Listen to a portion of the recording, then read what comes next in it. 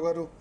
So స్పందన, ఓవరాల్గా ఇవాళ కూడా చాలా డెవలప్మెంట్స్ ఉన్నాయి. శ్రీలంక తీరంలో నౌక, ఇరాన్ నౌక ముంచేసింది తామే అని అమెరికా ప్రకటించింది.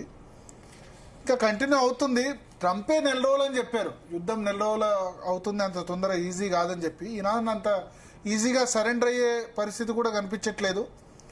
సో చూడాలి. మిడిల్ ఈస్ట్ కంట్రీస్లో మన వాళ్ళ పాపులేషన్ ఈ అన్ని దేశాల్లో కలిపి దాదాపు ఈ అన్ని కంట్రీస్, ఇరాన్లో చాలా తక్కువ మంది ఉన్నారు, ఇరాక్, కువైట్, సౌదీ అరేబియాలో చాలా ఎక్కువ మంది ఉన్నారు, దుబాయ్లో చాలా ఎక్కువ మంది ఉన్నారు, ఖతార్లో మన వాళ్ళు ఉన్నారు, బహ్రెయిన్లో ఉన్నారు. దాదాపు 70 లక్షల నుంచి 1 కోటి జనాభా వరకు మన వాళ్ళు ఉంటారు, ఇండియన్ ఒరిజిన్ వాళ్ళు.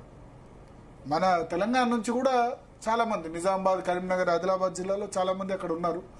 ఆంధ్రప్రదేశ్లో, కువైట్లో చాలా ఎక్కువ మంది ఉంటారు.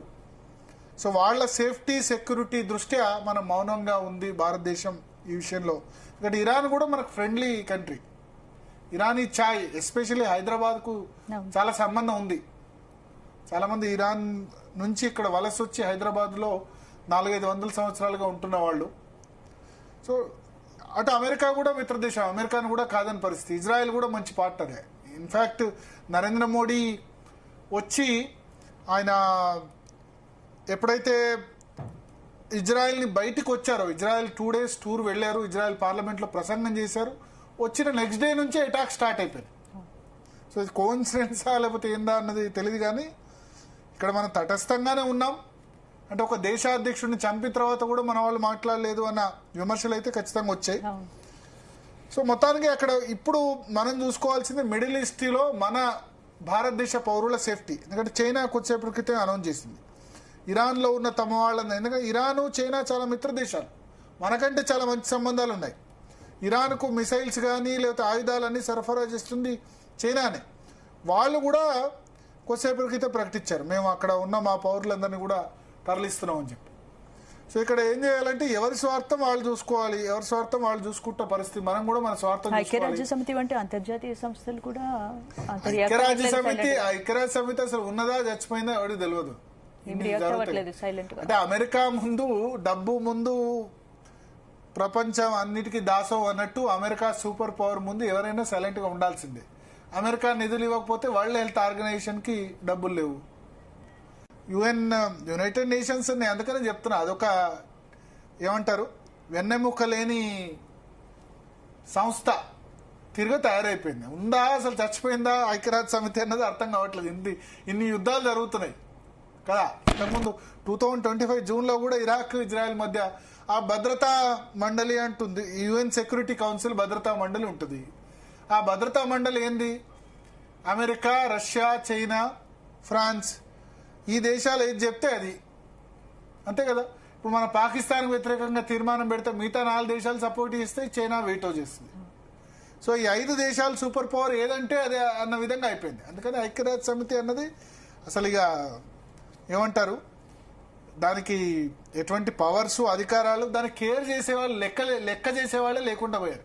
మనం సోషల్ పాఠాల్లో చదువుకోవడం తప్ప ఐక్యరాజ్య సమితి గురించి, ఐక్యరాజ్య సమితి, యుఎన్, యునైటెడ్ నేషన్స్ ఆర్గనైజేషన్ అని చదువుకోవడం తప్ప దానిలో వచ్చేదేం లేదు, పోయేదేం లేదు. ప్రతి సంవత్సరం సెప్టెంబర్లో దేశాధినేతలు పోయి స్పీచెస్ ఇస్తారు, ఐక్యరాజ్య సమితిలో ఫుల్ స్పీచెస్ దంతారు, చేసేది చేస్తారు, అంతే కదా.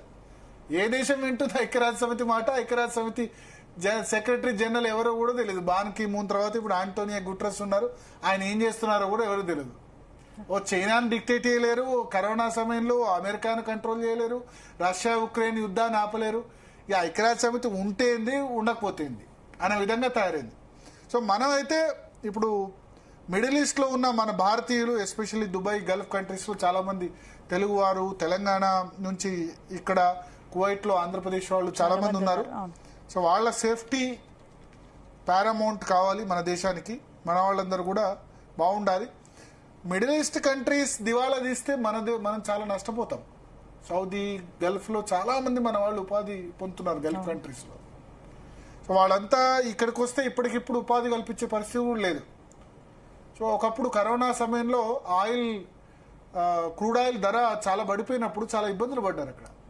సో అక్కడ మిడిల్ ఈస్ట్ కంట్రీస్ కొంత బాగుంటేనే, వాటి ఎకానమీ, ఆర్థిక పరిస్థితి బాగుంటేనే మన వాళ్ళు కూడా బాగుంటారు. ఎస్పెషల్లీ కేరళ నుంచి మలయాళీస్ చాలా మంది ఉంటారు, తెలంగాణ నుంచి, ఆంధ్రప్రదేశ్ నుంచి చాలా మంది ఉంటారు.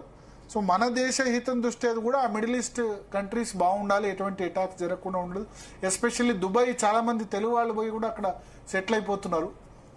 సో ఈ యుద్ధం చాలా త్వరగా ముగియాలని కోరుకోవడం తప్ప ఇంకేం లేదు. అమెరికా అయితే మాట వినదు. ఇక ఇరాన్లో రిజైమ్ చేంజ్ జరుగుతుందా, వాళ్ళు సరెండర్ అవుతారా అన్నదైతే చూడాల్సి ఉంది. Right, thank you Bharat. ఇంకా మరిన్ని అప్డేట్స్ రేపు DNAలో మళ్ళీ కలుద్దాం. Keep watching Zee Telugu.